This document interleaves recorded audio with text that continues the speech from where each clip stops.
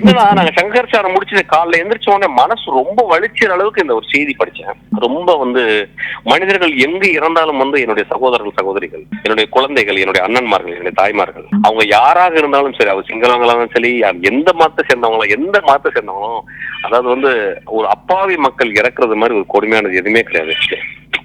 அதாவது இந்த இந்த இந்த இந்த உலகம் ரொம்ப மோசமா ஆயிடுச்சு.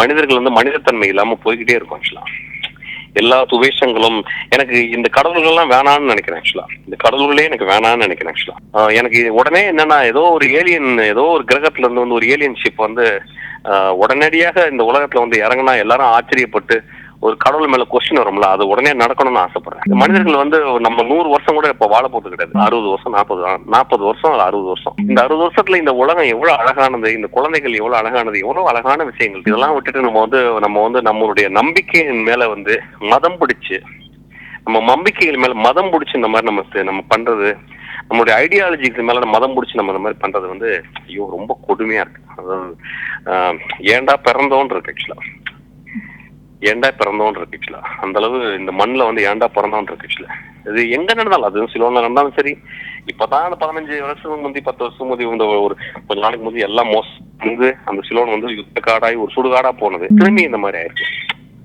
ரொம்ப ரொம்ப மனசு கஷ்டம். உலகத்துல எங்க மனிதர்கள் கொல்லப்பட்டாலும் அது ரொம்ப கொடுமையானதுங்க. மிக மிக கொடுமையானது. இந்த மனித மனங்களுக்கு ஒரு பெரிய சைக்கோ பேத்தாலஜி ஓடிக்கிட்டு இருக்கு. நான் அதை பத்தி தான் அந்த படமே, சைக்கோன்ற படமே அதை பத்தி நான் எடுத்துக்கிட்டு இருக்கேன். ஆக்சுவலா மனசுக்குள்ள ஒரு பெரிய விரிசல்களும் பெரிய முரண்களும் பெரிய பெரிய இதயத்தை முரடுன்னு சொல்லுவாங்க. அந்த மாதிரி ஒரு முரடுனா என்ன மீனிங், பல வேர்களை கொண்டது அப்படியே சிக்கி இருக்கு பாருங்க. அது மாதிரிதான் நம்ம மனிதன் இருக்கு. ரொம்ப பரிதாபமா இருக்கு.